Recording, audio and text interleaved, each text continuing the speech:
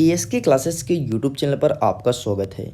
मेरे प्यारे बच्चों, जैसे कि आपको पता है कि आपके एग्ज़ाम का डेट अनाउंसमेंट हो चुका है। एग्ज़ाम हॉल में जाने से पहले सबसे पहले आपको ये पता होना चाहिए कि हमारा पेपर किस टाइप से आने वाला है, और इस वीडियो में हम पेपर कैसे डिज़ाइन होगा इसको लेकर के डिस्कस करने वाले हैं। स्टूडेंट्स, इस बार आपके सिलेबस में मतलब सत्र 2022-23 में आपके सिलेबस में बहुत कुछ जोड़ा गया है और बहुत कुछ हटाया भी गया है। तो हम ये भी समझेंगे, इसके अलावा ये समझेंगे कि हमारा एग्ज़ाम का पैटर्न किस टाइप से होने वाला है। देखिए स्टूडेंट्स, ये वीडियो इंपॉर्टेंट होने वाला है क्लास 12th के जीव विज्ञान समूह के छात्रों के लिए। मतलब जो स्टूडेंट्स बायोलॉजी लिया है तो बायोलॉजी में जितने भी सब्जेक्ट होते हैं सभी को कवर करने वाला हूँ। इसके अलावा अगर आप आर्ट या फिर कॉमर्स मैथ्स के स्टूडेंट्स हैं तो सभी का लिंक वीडियो के डिस्क्रिप्शन बॉक्स में दिया है। जाइए अपने ब्लूप्रिंट को आसान भाषा में समझिए। चलिए तो फिर स्टार्ट करते हैं। देखिए यहाँ पर स्पष्ट रूप से लिखा है कक्षा 12वीं विषय हिंदी, और हिंदी का पेपर 80 नंबर का रहना है। यहीं पर हम कक्षा 10वीं की बात करें तो 10वीं में हिंदी का पेपर 75 नंबर का हो रहा है, लेकिन आपके में 80 नंबर का रहेगा। इस बात को ध्यान में रखिएगा। यदि आपका कोई छोटा भाई बहन है तो उनको ही बताइए कि एएसके क्लासेस में ब्लूप्रिंट को अच्छे समझाए गए, जाके चेकआउट करें। चलिए आगे देख लेते हैं स्टूडेंट्स। सबसे पहले आरोह भाग 2 काव्य खंड से हमें क्या क्या पढ़ना है। तो एक ऐसा बिंदु है जिसे सबसे ज़्यादा फोकस करना है, वो है आपका कवि परिचय। कवि परिचय 4 नंबर का एक प्रश्न हमेशा की तरह इस बार भी पूछा जाएगा, और मुश्किल से आपकी किताब में 4 या 5 ऐसे कवि हैं जिनको पढ़ने की जरूरत है, बाकी कुछ भी मत पढ़ो, ठीक है। तो 4 कवि का नाम मैं बता दूंगा, उसको आप रीड कर लेना। कहाँ बताऊंगा, कैसे बताऊंगा, ये चीज़ मैं आपको वीडियो के बीचों बीच बताने वाला हूँ, ठीक। तो 4 नंबर क्वेश्चन आपका यहाँ से रेडी हो जाएगा। यदि मैं 3 नंबर के प्रश्न की बात करूँ तो भावार्थ से 3 नंबर का प्रश्न पूछता है, और सिंपल सा आपको एक गद्यांश दे देगा, उसका बोलेगा संदर्भ प्रसंग और अर्थ बताइए, और ये रहने वाला है 3 नंबर का। 2 नंबर क्वेश्चन की बात करूँ तो पद्य साहित्य का इतिहास से 2 नंबर का एक क्वेश्चन पूछा जाएगा, और एक क्वेश्चन आपके पाठ्य पुस्तक से क्वेश्चन आंसर पूछा जाएगा। इस प्रकार से रहने वाला है आरोह भाग 2 का ब्लूप्रिंट। चलिए आगे देख लेते हैं। काव्य बोध में 2-3 चीज़ नए ऐड किया गया है, वो चीज़ क्या है और क्या पढ़ करके जाना है और कैसे पढ़ें ताकि हम एक टॉपर बन के उभरे।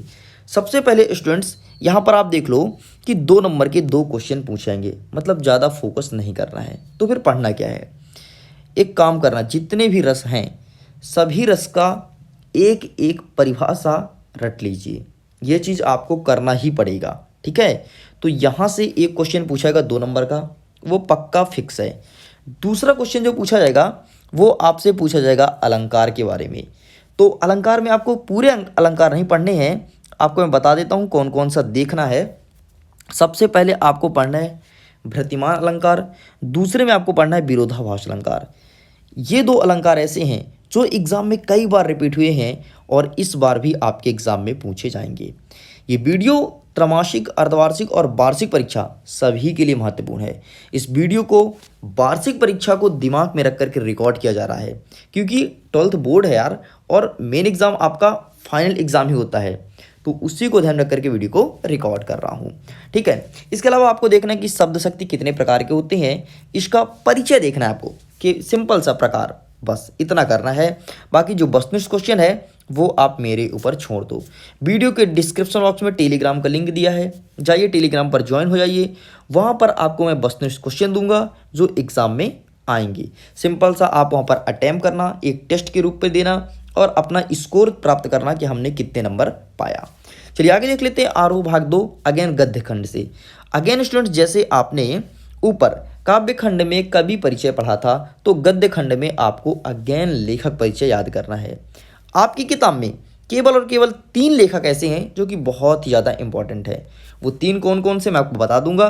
3 में से कोई आप 2 पढ़ करके जाना, एक ना एक आपके एग्जाम में आना 200 फिक्स है, ठीक है। चलिए आगे देखते हैं अगेन 3 नंबर क्वेश्चन क्या रहने वाला है। तो एक अगेन आपको गद्यांश दे देगा, और गद्यांश का आपको संदर्भ प्रसंग अर्थ बताना है, ठीक है। संदर्भ में क्या लिखते हैं, प्रसंग में क्या लिखा जाता है और अर्थ में क्या लिखा जाता है, ये चीज़ आपको मैं बता दूंगा। बिल्कुल टेंशन बिल्कुल ही मत लो। सबसे पहले ब्लूप्रिंट को अच्छे से समझ लो, कैसे लिखना है, क्या लिखना है, कैसे अच्छे परसेंटेज बने, कैसे टॉपर बने, ये आप मेरे ऊपर छोड़ दो। बस जितने भी आपके काम की वीडियोस आएँ तो फुल टाइम वॉच जरूर करना। क्योंकि वीडियो के बीच में मैं बहुत इंपॉर्टेंट बातें बता दिया करता हूँ जो कि बच्चे ज़्यादातर मिस कर देते हैं। चलिए स्टूडेंट्स आगे देख लेते हैं। भाषा बोध की बात करता हूँ तो भाषा बोध में आपको सिंपल सा एक मुहावरा पढ़ना है, कोई एक। ठीक है, मैं आपको 15 मुहावरे दूंगा, 15 में से कोई एक मुहावरा आना फिक्स है और वो भी पूछा जाएगा 2 नंबर में। डन। राष्ट्रभाषा राजभाषा से कभी क्वेश्चन नहीं पूछा है, लेकिन क्या है ये चीज़ मैं आपको समझा दूंगा। दूसरा चीज़ आपको क्या पढ़ना है, वाक्य परिचय। इस चीज़ को छोड़ करके बिल्कुल ही मत जाना, वाक्य परिचय से क्वेश्चन पूछता है। तो इस प्रकार से ये भी पूरा कंप्लीट हुआ। आगे देख लेते हैं वितान भाग 2 से। यहाँ से सिंपल से 2-3 क्वेश्चन पूछेगा जो आपके सिलेबस से पूछा जाएगा। ठीक, तो क्वेश्चंस क्या रहने वाले हैं इस पर थोड़ी आप फोकस कर लेना, बाकी वैसे मोस्ट इंपॉर्टेंट क्वेश्चन भी मैं बता दूंगा। ठीक है स्टूडेंट्स, चलिए आगे हम स्क्रॉल करते हैं, थोड़ी और देख लेते हैं। अभिव्यक्ति और माध्यम से टोटल 7 नंबर का पूछा जाएगा, इसमें भी सिंपल क्वेश्चन आंसर रहने हैं, बाकी 5 वस्तुनिष्ठ है। यार आपको सबसे ज़्यादा पता है वस्तुनिष्ठ पर फोकस करना है, क्योंकि वस्तुनिष्ठ बहुत सारे क्वेश्चंस इस बार आपके एग्जाम में आएंगे। टोटल 32 प्रश्न आ रहे हैं भाई, 40%, तो आपको फोकस करना है। अब ठेठ गद्यांश, सिंपल से गद्यांश देगा, कुछ क्वेश्चंस रीड करना है और उसका आंसर करना है वहीं पे। ठीक है, मतलब ज़्यादा कुछ भटकना नहीं है। एक गद्यांश दे दिया, ठीक है, इसके कुछ क्वेश्चंस दे दिए, तो यहाँ पर प्रश्न पढ़ो, इसी में आपको उत्तर मिलेगा और वहीं पर आप उत्तर लिख दो, खत्म। मतलब टोटल नकल ही है ये। ठीक है, यदि मैं पत्र लेखन की बात करूँ तो पत्र लेखन 2 प्रकार के होते हैं, एक होता है औपचारिक, दूसरा होता है अनौपचारिक। मतलब ऊपर आपको एक देगा कि आप कोई लेटर लिखो और अथवा में करके दे देगा कि एप्लीकेशन लिखो, बस इतना ही लिखना है। ठीक है, और इसके लिए आपको मिलेगा 4 नंबर। और निबंध लेखन की बात करूँ तो एक निबंध लिखना है, निबंध कुछ भी हो सकता है, कोरोना वायरस के ऊपर, विज्ञान के ऊपर और रूपरेखा सहित लिखना है, इसके लिए भी आपको 4 नंबर दिए जाएंगे। तो इस प्रकार से आपका ब्लूप्रिंट कंप्लीट होता है। अब स्टूडेंट समझ लीजिए कि कितना क्या लिखना है। तो जब कभी भी आपको 2 नंबर का प्रश्न मिले, सबसे पहले आप माइंड में याद रखना कि हम क्लास 12th के स्टूडेंट्स हैं। ठीक है, 9वीं 10वीं 11वीं के हम नहीं रहे, 12वीं के हो गए हैं और आगे अब नेक्स्ट ईयर हम कॉलेज में जाने वाले हैं। ठीक, तो 2 नंबर का क्वेश्चन जहां भी दिखे तो इसका आंसर आपको एकदम सटीक लिखना है। देखो लगभग 30 शब्दों में लिख करके कंप्लीट करना है। अब आप बोलोगे सर 30 शब्द का मतलब क्या होता है, तो 30 शब्द का मतलब होता है कि आपको आंसर लिखना है 3 लाइन में। एक लाइन में 10 शब्द होते हैं, तो 3 लाइन में लिख करके कंप्लीट करना है। यहीं पर यदि 3 नंबर का प्रश्न देखने को मिले तो इसका आंसर 75 शब्द, मतलब 7 से 8 लाइन में लिख करके कंप्लीट करना ही करना है। इससे ऊपर लिखोगे तो कोई मतलब नहीं यार, लेकिन कम लिखोगे तो पूरा गेम चेंज हो जाएगा। और मैं चाहता हूं अगर आप ES की क्लासेस से जुड़े हो तो गेम चेंजर आपको ही बनना है। आगे देख लेते हैं विश्लेषणात्मक प्रश्न, जिसमें वर्णन करना हो, जिसमें बहुत सारा अर्थ बताना हो, बहुत सारा कहानी लिखना हो, तो इसका आंसर आपको 1 से 1.5 पेज में लिख करके कंप्लीट करना है। तो ये रहा आपका लेवल। स्टूडेंट्स यदि मैं कठिनाई स्तर की बात करूं तो 40% सरल क्वेश्चन करते हैं जो सभी स्टूडेंट्स से बन जाते हैं, 45% सामान्य क्वेश्चन करते हैं जो थोड़ी इंटेलिजेंट होते हैं उनसे बनते हैं, लेकिन 15% क्वेश्चन ऐसे करते हैं जो कि कठिन स्तर के रहते हैं और ये उन्हीं बच्चों से बनता है जो कि मोस्ट इंटेलिजेंट बच्चा है। और मैं चाहता हूं अगर आप ES के क्लासेस से जुड़े हैं तो इन 15% क्वेश्चन को भी सॉल्व करें, तभी जाकर के टॉप पर बनेंगे। और टॉपर तो बनोगे यार, डोंट वरी। अगर आप जुड़ गए हो तो बस मन लगा करके पढ़ाई करते रहो। कोई भी डाउट हो तो मेरे से क्वेश्चन करो, इंस्टाग्राम पर मेरे से बातें करो, वहां पर आपको मैं इंस्टेंट रिप्लाई दूंगा। ठीक है, सभी का लिंक वीडियो को डिस्क्रिप्शन बॉक्स में दिया है, जाओ चेकआउट करो, सब जगह जुड़ जाओ, सभी जगह कुछ अलग प्रॉफिट मिलने वाला है। चलो अब देख लेते हैं हमारी पाठ्य पुस्तक से क्या क्या हटाया गया है। तो स्टूडेंट्स आपके सामने मेंशन है, देख लीजिए। गद्य खंड से, काव्य खंड से क्या क्या हटाया गया, चैप्टर का नाम यहाँ पर मेंशन है। तो बस आपको जो जो रिमूव कर दिया गया वो चीज़ नहीं पढ़ना है, बाकी पूरे पढ़ करके जानी है। चलिए आगे स्क्रॉल करते हैं और देख लेते हैं नेक्स्ट सब्जेक्ट हमारा इंग्लिश का है। इंग्लिश का पैटर्न यहाँ पर मेंशन है, लेकिन इन पैटर्न को देखो इंग्लिश में आप समझना जरा। नीचे ब्लूप्रिंट भी दिया है और यहाँ पर कुछ पैटर्न दिया है, तो यहाँ पर हम पैटर्न को समझ लेंगे। तो ये जो मेरा ब्लूप्रिंट दिया है नीचे मैं आपको दिखा देता हूँ, ज़रा वेट कीजिएगा, थोड़ी मैं स्क्रॉल कर लेता हूँ। ये रहा ब्लूप्रिंट। तो ये चीज़ आपको समझना नहीं पड़ेगा क्योंकि आप ऊपर पैटर्न समझ चुके होंगे। तो चलो भाई हम ऊपर चलते हैं और अपने पैटर्न को अच्छे समझ लेते हैं कि आखिरकार हमें किस टाइप से क्वेश्चन पूछेगा और कैसे लिखना है। सबसे पहले मैं बात करता हूँ section number A. Section number A में हमेशा जैसे 10वीं में पूछता था रीडिंग स्किल्स वही पूछता है। सेक्शन नंबर बी में हमेशा writing skills. Section number C में हमेशा ग्रामेटिकल पोर्शन मतलब ग्रामर से प्रश्न। और सेक्शन नंबर डी में हमारे टेक्स्ट बुक मतलब किताब से क्वेश्चन करता है। अब देखो आपके 12वीं का पैटर्न क्या रहना है। इस 10वीं के बच्चे होते ना तो सेक्शन नंबर ए में 2 पैसेज आते, लेकिन आप 10वीं के रहे नहीं भाई, आप हो गए क्लास 12 के स्टूडेंट, तो यहाँ पर अब टोटल 1 पैसेज आएगा। डन। और 1 पैसेज में 10 प्रश्न रहने वाले हैं इस बार। तो 10 प्रश्न कैसे रहेंगे, कुछ डिस्क्रिप्टिव रहेंगे मतलब आपको लिखना पड़ेगा किसी का आंसर, कुछ के टाइटल फाइंड करने रहेंगे, तो कुछ आपको चेंज करना होगा, किसी के नाउन तो किसी के एग्जेक्टिव फाइंड करना होगा, कुछ वोकैबुलरी भी पूछे जाएंगे। बस इतने ही रहने वाले हैं, ठीक है। इसका आंसर कैसे करना है, कैसे ढूंढेंगे, जैसे जब मैं पैसेज लेकर के आऊँगा तो पैसेज में ही आपको समझाऊंगा कि इसका आंसर कैसे फाइंड करती हैं। एक चीज़ और ध्यान दीजिएगा कि जितने भी क्वेश्चन रहेंगे सभी मल्टीपल चॉइस रहने वाले हैं, मतलब एक क्वेश्चन 4 ऑप्शन, एक इसमें से सही आंसर। सही आंसर आपको ढूंढना है पैसेज के बीच से। डन। तो ये 10 नंबर का आप समझ गए होंगे, बहुत सरल यार, आंख बंद करके आसानी 10 में से कुछ भी करो 9 नंबर तो फिर भी आ ही जाएगा, कितना भी गलत हो, ठीक है। 1-2 क्वेश्चन हो जाते हैं इधर उधर, लेकिन 9 नंबर तो कहीं नहीं गया। तो 9 नंबर अपना जोड़ लो, त्रैमासिक अर्धवार्षिक और वार्षिक में सब जगह फिक्स है, ठीक है। आगे देख लेते हैं second number, note making based on a passage. अब अगेन आपको एक पैसेज देगा और उसका नोट्स बनाना पड़ेगा। अब देखो इस बार थोड़ी बदलाव किया माध्यमिक शिक्षा मंडल, आपको टाइटल के लिए केवल और केवल 1 नंबर मिलेगा, ठीक है। और यहाँ पर लिखा है कि नंबरिंग करोगे कुछ तो 1 नंबर मिलेगा, ठीक। यहाँ पर कुछ कीवर्ड लिखोगे तो 1 नंबर मिलेगा और नोट्स लिखोगे तो 1 नंबर मिलेगा। इस प्रकार से आपको इस बार 4 नंबर मिलने वाला है, मतलब नंबर एकदम सटीक मिलेगा, कहीं दाएं बाएं मत करना, यकीन मानो टॉपर आप ही बनने वाले हो। और मैं समझा दूंगा टाइटल कैसे फाइंड करते हैं। देखो अभी मैं बता देता हूँ, कोई पैसेज हो गया, ठीक है, कोई पैसेज को आप रीड करो, रीड करने के बाद जिस वर्ड का बार बार उल्लेख हो वही उसका टाइटल होता है। अर्थ निकालते नहीं बनता तो कोई दिक्कत नहीं ना भाई, मैं आपको टाइटल निकालना, नोट निकालना, कोई कीवर्ड, कीवर्ड क्या होता है इंपॉर्टेंट, हर एक चीज़ सिखा दूंगा एकदम आसान भाषा में, ठीक है।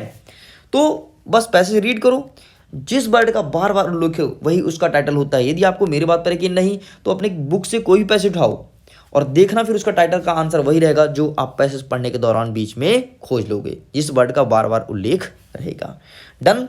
आगे देखते हैं section number B, writing skills. Simple से इसमें क्या पूछता है, क्वेश्चन नंबर 3 में आपको नोट्स, एडवर्टाइजमेंट, पोस्टर मेकिंग ये सब दे देगा, ठीक। इनके लिए यहाँ पर नंबर डिसाइड है, देख लो कि क्या करने पर कितने नंबर मिलेगा। टोटल 4 नंबर का ये भी क्वेश्चन रहने वाला है।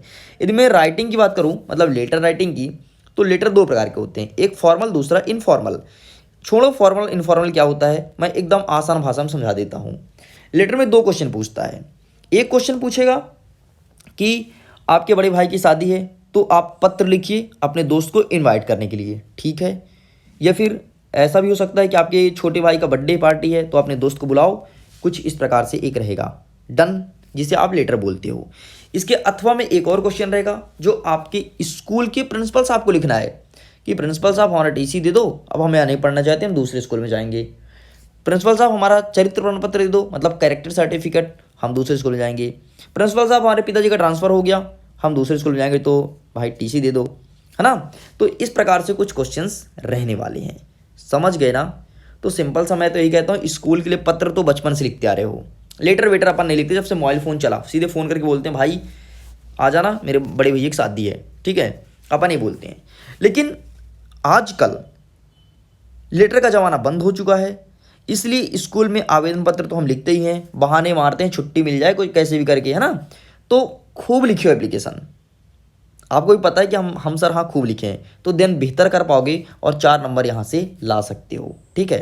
तो वही चीज़ करना जो बचपन से करते आ रहे हो, तभी जाके झंडे गाड़ सकते हो, वरना नहीं हो सकता यार कुछ भी। और टॉपर तो बनना है, ठीक है। यदि आप सोच रहे हो कि बिल्कुल मुझे मेहनत करना है, अच्छे परसेंटेज आए, तो बस सभी वीडियोज़ को देखिए, कहीं भी कोई डाउट हो तो मेरे से बातें कीजिए, मेरे से पूछ सकते हैं, ठीक है। तो देखो इसके लिए भी नंबर डिसाइड किए गए हैं। अब देख लो यहाँ पर एक चीज़ और पूछता है, हाँ इसके लिए एक बच्चों को कमेंट्स बहुत ज़्यादा आता है यार, ये बोलते हैं सर इस बार इससे नहीं आ रहा क्या, ये आर्टिकल क्या है, ये पैराग्राफ क्या है। तो मेरे प्रिय दोस्तों, आर्टिकल लिखा हो, पैराग्राफ लिखा हो या फिर ऐसे लिखा हो, किसी के भी ऊपर हो, कोविड-19, वन ड्रॉप साइंस, किसी के भी ऊपर हो, तो यार आर्टिकल पूछ रहा मतलब ऐसे ही लिखना है, पैराग्राफ पूछ रहा मतलब ऐसे ही लिखना है, उसी के बारे में लिखना है। ठीक है, बस इतना परिवर्तन किया है कि इस बार ऐसे नाम लिख करके नहीं आ रहा है बल्कि आर्टिकल और पैराग्राफ लिख रहा है। और हम जो हो जा रहे हैं कन्फ्यूज, भाई ये आर्टिकल क्या है, भाई ये पैराग्राफ क्या है। ठीक है, और तो और छोड़ो, किताब में उठाओगे तो वो भी आर्टिकल पैराग्राफ ही लिख करके देते हैं और थोड़ी छोटा लिख करके देते हैं। इसका रीज़न ये है कि पहले ये क्वेश्चन हमेशा 7 नंबर का हुआ करता था हम लोग के ज़माने पे, फिर ये कम होकर के 5 नंबर का हुआ और अब ये कम होकर के 4 नंबर का हो गया। इसलिए वो जो आंसर देते हैं छोटा देते हैं, 4 नंबर के हिसाब से देते हैं। समझ गए ना मसला क्या है। चलो अब तो डाउट क्लियर हो गया होगा मेरे हिसाब से। चलिए आगे देखते हैं section number C. Section number C में टोटल 10 प्रश्न रहते हैं और 10 नंबर के रहते हैं, एक प्रश्न 1 नंबर का। इसमें कुछ टेंस पूछ देता है, कुछ पूछ देगा आपको आर्टिकल का यूज मतलब AND का यूज, कुछ आपको वर्ब्स दे देगा, क्रिया जिसे बोलते हो, कुछ आपको कंजक्शन और कुछ आपको मॉडल्स और कुछ आपको डिटर्मिनेशंस। बस इतने ही देते हैं भाई, फिक्स है। ठीक है, इससे ऊपर तो सोच ही नहीं सकते ना देंगे। तो कैसे क्वेश्चंस क्रिएट होंगे ये चीज़ मैं आपको बता दूंगा, कैसे इसका आंसर फाइंड करते हैं, कैसे AND का यूज़ करते हैं, एकदम आसान भाषा में सिखा दूंगा। ठीक है, चलिए आगे देख लेते हैं। डू एज डायरेक्टेड, बस सिंपल सा वही कन्वर्ट करना, इधर से उधर करना, खेल खेलना। 5 नंबर का क्वेश्चन यहाँ से रहने वाला है। आगे देख लेते हैं section number D, text book, मतलब आपकी किताब से टोटल 44 नंबर का पूछा जाएगा। और भाई इसमें सिंपल सा आपको क्वेश्चन और आंसर याद करने पड़ते हैं, तो छांट लो। जो जो आपको सरल लगे कुछ आंसर्स उनको रट लो, वो छोटे में काम आ जाएगा, बड़े के लिए आप मेरे ऊपर छोड़ दो। 10 क्वेश्चन मेरे पास सेलेक्टेड हो चुके हैं, उनको मैं टिक करा दूंगा, पढ़ लेना। वार्षिक परीक्षा में काम आएगा, आपके अर्धवार्षिक में और इस बार के एग्जाम में तो काम आना ही आना है, मतलब त्रैमासिक परीक्षा में। डन, तो अब इसको मैं स्किप करता हूँ, वहाँ पर मैंने बहुत अच्छे से डिस्कस कर दिया है। ओके स्टूडेंट्स, आगे यहाँ पर शब्द देख लो। 2 नंबर का रहे तो 30 शब्दों में, 3 नंबर का रहे तो 75 शब्दों में, 4 नंबर का रहे तो 120 शब्दों में। मैंने ऊपर हिंदी में अच्छे से समझाया है। चलिए आगे देख लेते हैं। अब हमारा जो बुक है, हमारा जो लेसन है, उससे क्या क्या डिलीट किया गया है। तो डिलीटेड लेसन यहाँ पे लिखा हुआ है, देख लो। इन चैप्टरों से, इन बुक से ये चीज़ हटाया गया है। यहाँ पर चैप्टर मेंशन है, स्क्रीनशॉट लो। डन, और उसको रीड नहीं करना है, फालतू टाइम वेस्ट मत करना, कोई मतलब भी नहीं, क्योंकि ये क्वेश्चन जो रिमूव कर दिया गया है वो आपके एग्जाम में नहीं पूछा जाएगा। वैसे आपको बता दूं स्टूडेंट्स, ये रिमूव क्यों किया गया है। हो सकता है किसी के मन में क्वेश्चन हो कि सर यार एक बात बताओ, ये रिमूव करते क्यों हैं, और रिमूव करना ही तो सिलेबस में ऐड ही मत करो ना, क्यों बच्चों कंफ्यूज कर रहे हो। तो मेरे प्रिय छात्रों, रिमूव करने का मतलब ये है कि ये आपके एग्जाम में आएगा, लेकिन जरा सुनना, बोर्ड पेपर के एग्जाम में नहीं आएगा, ये पूछा जाएगा आपके प्रैक्टिकल एग्जाम में, इसलिए उसे रिमूव कर दिए हैं और बताया गया है कि यह प्रैक्टिकल परीक्षा में पूछा जाएगा, बस इसलिए रिमूव किया गया। डन, तो ये वीडियो डेडिकेटेड है क्लास 12th के बायो ग्रुप के स्टूडेंट्स के लिए, तो मैथ्स का डिस्कस मैं नहीं करने वाला हूँ। यदि कोई मैथ्स का बच्चा है, मैथ्स का ब्लूप्रिंट समझना चाहता है, तो वीडियो के डिस्क्रिप्शन बॉक्स में लिंक दिया है, जाइए टच कीजिए और ब्लूप्रिंट को अच्छे से समझ लीजिए, गणित में हमें क्या पढ़ना है क्या नहीं पढ़ना। डन, चलिए आगे देख लेते हैं। अब हम भौतिक शास्त्र, मतलब यहाँ पर हमारा क्लास 12th का फिजिक्स का अवेलेबल है। फिजिक्स आपका 70 नंबर का रहेगा। ठीक, अब देखो ऐसे कौन कौन से चैप्टर हैं जिसमें से बड़े क्वेश्चंस को रेडी करना है, जिसको टिक कराऊं, मेहनत करना स्टार्ट कर दो। सबसे पहले देखो विद्युत चुंबकीय प्रेरण एवं प्रत्यावर्ती धारा। इसके अलावा देखो प्रकाशीय किरण एवं प्रकाशीय तंत्र। यहाँ से आपको लॉन्ग क्वेश्चंस रेडी करना है। ठीक है, इसके अलावा इलेक्ट्रॉनिक युक्तियाँ, यहाँ से भी आपको बड़े क्वेश्चंस रेडी करने हैं। मतलब ऐसे चैप्टर हैं यहाँ से छोटे के साथ बड़े रेडी करने हैं। ठीक है, ये चीज़ तो आपको समझ में आ गया होगा। अब देखो जो छोटे क्वेश्चंस हैं वो सभी चैप्टर से पूछा जाएगा। यदि आपको नहीं पढ़ना तो केवल और केवल आप छोड़ सकते हो चैप्टर नंबर 5 विद्युत चुंबकीय तरंगे। बाकी जितने भी चैप्टर हैं सभी से छोटे क्वेश्चंस रेडी कर लीजिए। अब रही बात 1 नंबर क्वेश्चंस की। 1 नंबर के क्वेश्चन टोटल स्टूडेंट्स आपको 28 पूछा जाएगा, और 28 के 28 क्वेश्चन तैयारी करने का गारंटी ASK क्लासेस लेता है। ASK आपको टेलीग्राम पर एक लिंक देगा, लिंक चैप्टर वाइज चैप्टर रहेगा, लिंक को टच करो, टेस्ट दो, और वहाँ पर आपको मैं पूरे के पूरे वस्तुनिष्ठ प्रश्न दे दूंगा। डन, समझ गए। चलिए आगे देख लेते हैं अब और क्या क्या रहने वाला है। तो 2 नंबर का आंसर आपको 30 शब्दों में, 3 नंबर का आंसर 75 शब्दों में, 4 नंबर का आपको 120 शब्दों में, 5 नंबर का 150 शब्दों में लिख करके कंप्लीट करना है। मतलब 1.5 पेज से लेकर के 2 पेज तक लिखेंगे 5 नंबर के प्रश्न का उत्तर। अब देखिए इसमें अगेन 40% सरल, 45% सामान्य प्रश्न और यहाँ पर 15% कठिन प्रश्न। तो एएसके का टारगेट है ये 15%। ये तो सब कर लेते हैं यार, लेकिन ये 15% में दिक्कत होती, बच्चे नहीं कर पाते। और एएसके चाहता है कि 15% जो क्वेश्चन है उसको प्रिपेयर करा दे, ताकि टॉपर तो आप ही बनो अपने स्कूल के भी और एएसके क्लासेस यूट्यूब चैनल के भी। अब देख लीजिए क्या क्या चीज़ हटा दिया गया है। तो आपके बुक से अध्याय 2 से इन चैप्टर को हटाया गया है। अध्याय 2 पूरा छोड़ करके मत जाना भाई, अध्याय 2 से इन चैप्टर को हटाया गया है। चैप्टर का नाम लिखा है 3 से, देख लो इन बिंदु हटाया गया, तो इनको नहीं पढ़ना है। 4 से इन बिंदु को नहीं पढ़ना है, 5 से इन बिंदु को नहीं पढ़ना, और यहीं पर 6, 7, 8, 9, 10 जितने भी हैं तो इन बिंदु को नहीं पढ़ना है।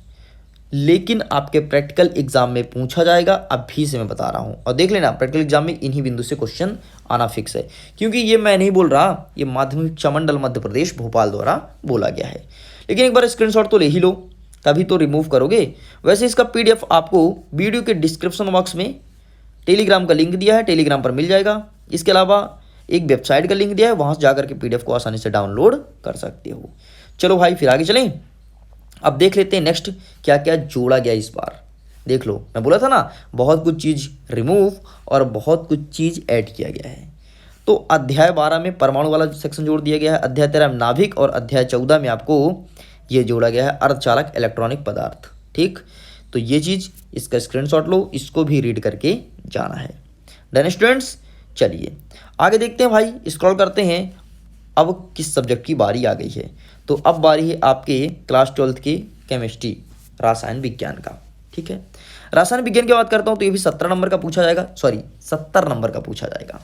डन, आगे देख लेते हैं जो बड़े चैप्टर हैं जिन पर ज़्यादा फोकस करना है, बड़े क्वेश्चंस रेडी करना है, वो है आपका सबसे पहले चैप्टर नंबर 2 वैद्युत रसायन।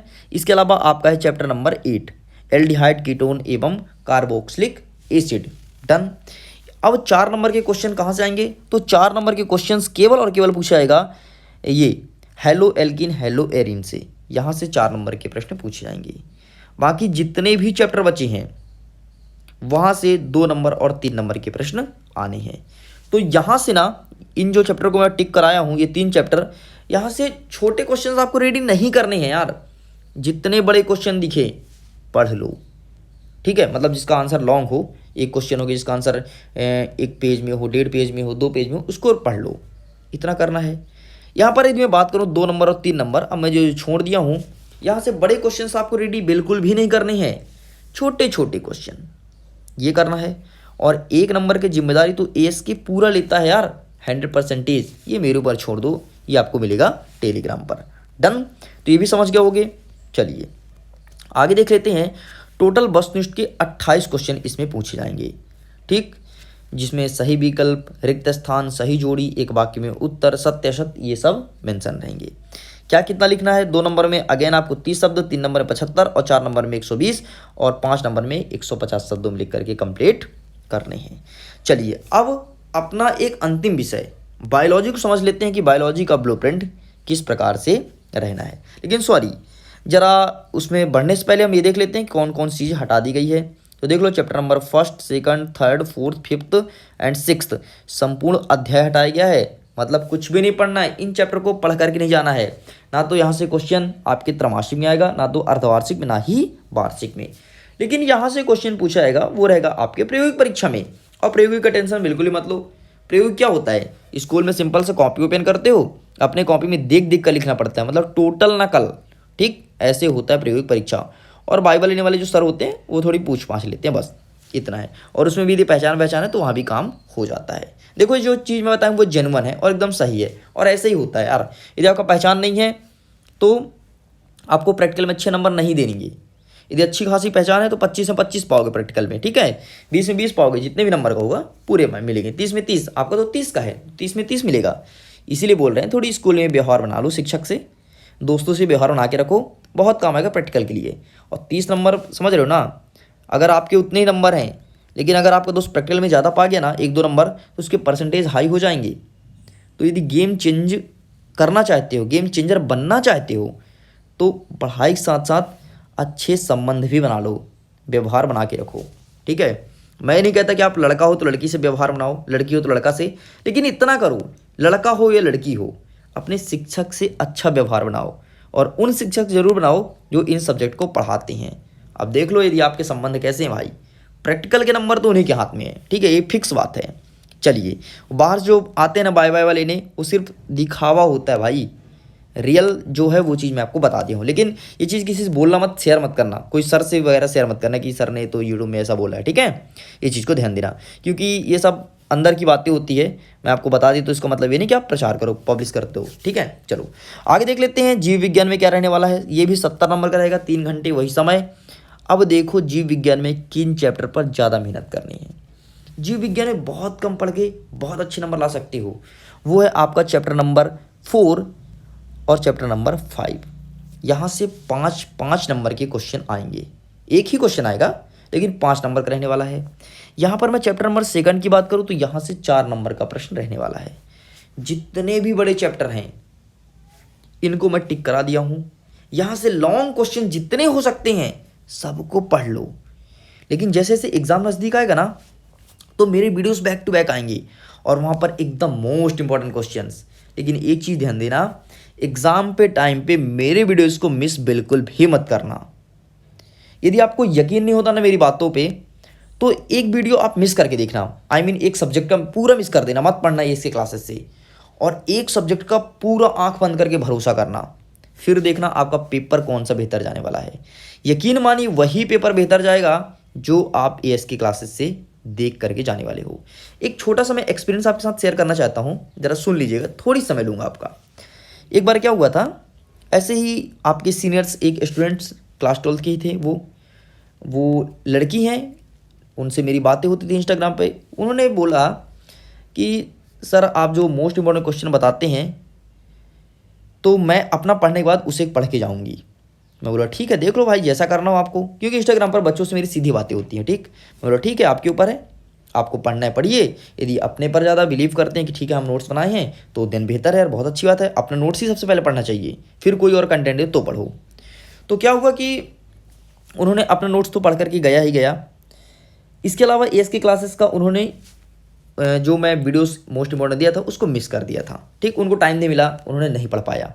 ठीक, ये बात उन्होंने ही मुझे शेयर किया है, मैं अपने से कुछ नहीं बता रहा हूँ कि बनावटी बातें हैं, ऐसा कुछ नहीं, उन्हें मेरे शेयर किया था। तो क्या हुआ कि फिर सेकंड डे क्या हुआ, उनका पेपर अच्छा तो गया लेकिन उतना अच्छा नहीं गया, फिर भी उनके परसेंटेज बहुत अच्छे बने हैं, वो भी एएस के क्लासेस के टॉपर ही रही हैं।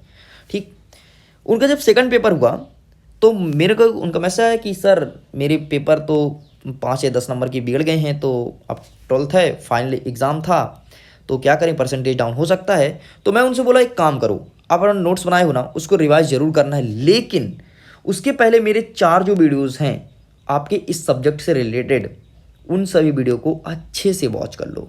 और वो आपके जीव विज्ञान का ही वीडियो था। मैं बोला उनको फुल टाइम वॉच करो, एक बार फिर भी उस वीडियो को समय दो। तो उन्होंने बोला ठीक है सर, मैं अपना नोट्स रिवाइज करने के बाद रात 8 बजे से लेकर के 12 बजे तक मैं आपके जितने भी 4 से 5 वीडियोस हैं सभी को कवर करूंगी, ये मुझे करना ही है। तो उन्होंने समय निकाल करके इनको सभी को कवर किया, 8 से लेकर के 12 बजे तक पूरे मेरे टोटल वीडियोस देखें, अपना पढ़ाई साइड में रख करके।